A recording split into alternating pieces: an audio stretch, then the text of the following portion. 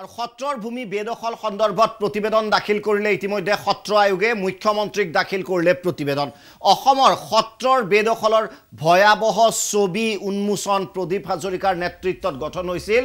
আয়োগ আৰু সত্ৰৰ ভূমিত উচ্ছেদ চলোৱাৰ ইংগিত মুখ্যমন্ত্ৰীৰ গতিকে সত্ৰৰ ভূমি যে বেদখল হৈ আছিল আপোনালোকে ভিজুৱেলছ প্ৰত্যক্ষ কৰিছে কাখৰ স্ক্ৰিনত যে মুখ্যমন্ত্ৰীক প্ৰদীপ হাজৰিকা কমিটি নেতৃত্বত মৃণাল শইকীয়া আছে তাত মৃণাল শইকীয়া কেইদিনমান পূৰ্বে বিতৰ্কত আহিছিল হিয়াল বাঘ এইবোৰ কৈ অৱশেষত তেওঁলোকে প্ৰতিবেদন দাখিল কৰিলে মৃণাল শইকীয়া আছে প্ৰদীপ হাজৰিকা আছে আৰু মুখ্যমন্ত্ৰী ইতিমধ্যে উচ্ছেদ চলোৱাৰ ইংগিত দিছে বৰপেটাত সৰ্বাধিক পৰিমাণে সত্ৰৰ ভূমি বেদখল নগাঁও লখিমপুৰত দ্বিতীয় সৰ্বাধিক সত্ৰৰ ভূমি বেদখল সত্ৰ আয়োগৰ প্ৰতিবেদন গ্ৰহণ কৰি বক্তব্য ৭৫০৪ বিঘা দুই কথা সত্ৰৰ মাটিত হৈছে বেদখল ৬২খন সত্ৰ পোনপটীয়াকৈ পৰিদৰ্শন তিনিজনীয়া আয়োগৰ প্ৰায় ২০০ পৃষ্ঠা জুৰি প্ৰতিবেদন দাখিল সত্ৰ আয়োগৰ ১১ জিলাৰ ৩০৩খন সত্ৰৰ ক্ষেত্ৰভিত্তিক প্ৰতিবেদন প্ৰস্তুত সত্ৰ বেদখল মুক্ত কৰিবলৈ প্ৰয়োজনত চলিব উচ্ছেদ বুলি মুখ্যমন্ত্ৰীয়ে উল্লেখ কৰে হৰাই গামোচাৰে প্ৰতিবেদন ঢাকি মুখ্যমন্ত্ৰীক অৰ্পণ কৰা হয় গতিকে সত্ৰৰ ভূমি বেদখলক লৈ প্ৰদীপ হাজৰিকাৰ নেতৃত্বত যি কমিটি গঠন কৰি দিয়া হৈছিল সেই কমিটিয়ে প্ৰতিবেদন দাখিল কৰিছে আৰু মুখ্যমন্ত্ৰীয়ে ব্যৱস্থা গ্ৰহণৰ নিশ্চয়তা প্ৰদান কৰিছে মুখ্যমন্ত্ৰীৰ ভাষ্য কি আছিল প্ৰদীপ হাজৰিকাৰ মন্তব্য কি আছিল আপোনালোকক দেখুৱাব বিচাৰিছো ইয়াত বৰপেটা জিলাত সৰ্বাধিক বেদখলৰ কথা কোৱা হৈছে তাৰ পিছতে লখিমপুৰ আৰু নগাঁও জিলাত বেদখলৰ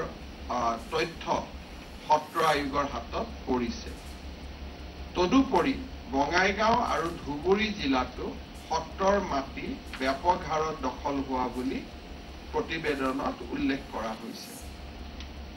স্বাভাৱিকভাৱে এই প্ৰতিবেদনখনৰ যিখিনি তথ্য সেই তথ্যৰ সত্যতা চৰকাৰীভাৱে আমি পুনৰ প্ৰশাসনিক দৃষ্টিভংগীৰে আমি নিৰূপণ কৰিব লাগিব এই প্ৰতিবেদন তৎকালীনভাৱে আমি জিলা উপায়ুক্তসমূহলৈ আমি প্ৰেৰণ কৰিম আৰু তেখেতসকলৰ মন্তব্য বহুত ক্ষেত্ৰত সত্ৰই হয়তো কৈছে যে এই মাটিখিনি বেদখলত আছে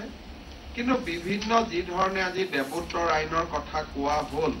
হয়তো বিভিন্ন আইনৰ জৰিয়তে বিভিন্নজনে ইয়াৰ অধিকাৰো হয়তো লাভ কৰিব পাৰে যাৰ বিষয়ে বহুত ক্ষেত্ৰত সত্ৰসকল অৱগত নহয় ৰায়ত বঙাইগাঁৱত যিখন কেবিনেট হৈছিল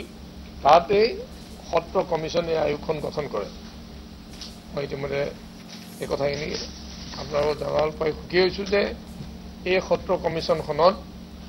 আমাৰ এই তিনিগৰাকীকে সদস্য হিচাপে লৈ সত্ৰ কমিশ্যনখন গঠন হয় আৰু আমি ২৬ ডিচেম্বৰত খুব কুইকলি মানে কম দিনৰ ভিতৰতে আমি সত্ৰ কমিশ্যনে বৰপেটা সত্ৰত গৈ পেলাই আমি তাতে সেৱা আগবঢ়াই পেলাই আমি সত্ৰ কাম আমি আৰম্ভ কৰোঁ এতিয়া আমি প্ৰথমতে যি ধৰণে কথাবিলাক ভাবিছিলোঁ সত্ৰ তেনেকুৱা হৈ থকা নাই সত্ৰবিলাকৰ মাটিবিলাক প্ৰায় হয় নৰনাৰায়ণ চিলাৰায় ৰজাই দিছিলে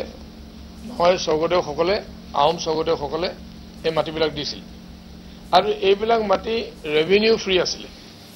আৰু তেখেতসকলে তামৰ ফলি লিখা আছিলে যে এই মাটি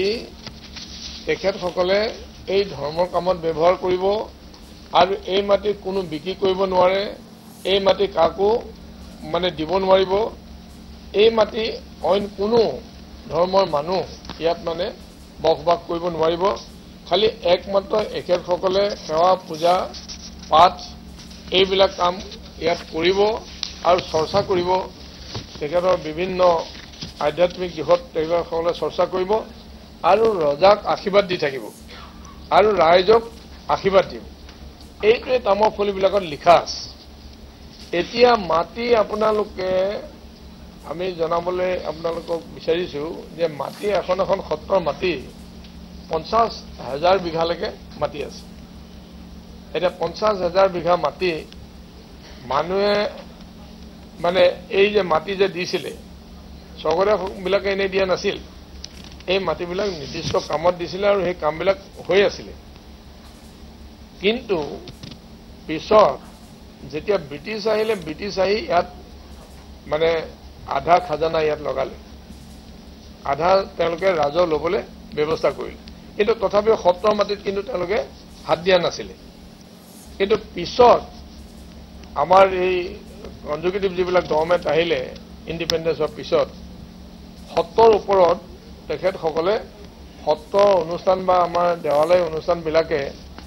বহুত অবজেকশ্যন কৰাৰ পিছতো এই সত্ৰৰ মাটি তেখেতসকলে অধিগ্ৰহণ কৰিলে সেয়া আছিল প্ৰদীপ হাজৰিকাৰ মন্তব্য গতিকে পৰৱৰ্তী সময়ত এই গোটেই ঘটনা প্ৰবাহে কি ৰূপ লয় সেয়া লক্ষণীয় কিন্তু মুখ্যমন্ত্ৰী এটা খুব গুৰুত্বপূৰ্ণ মন্তব্য কৰিছে যে যদিও ৫,০০০ কোৱা হৈছে বহুত ৰায়তী হিচাপেও থাকিব পাৰে বা তেওঁলোকে ৰাইট টাইটেল যিটো মাটিৰ অধিকাৰ সেয়া হয়তো পাইছেও গতিকে সকলোখিনি চালি জাৰি চাই ৰিভেৰিফিকেশ্যন কৰিব উপায়ুক্তসকলে আমাৰ শেষৰটো ইছ্যু অফ দ্য ডেত আহিম এবাৰ কাটাৰ বিশ্বকাপৰ যি অঘটনসমূহৰ খবৰ লৈ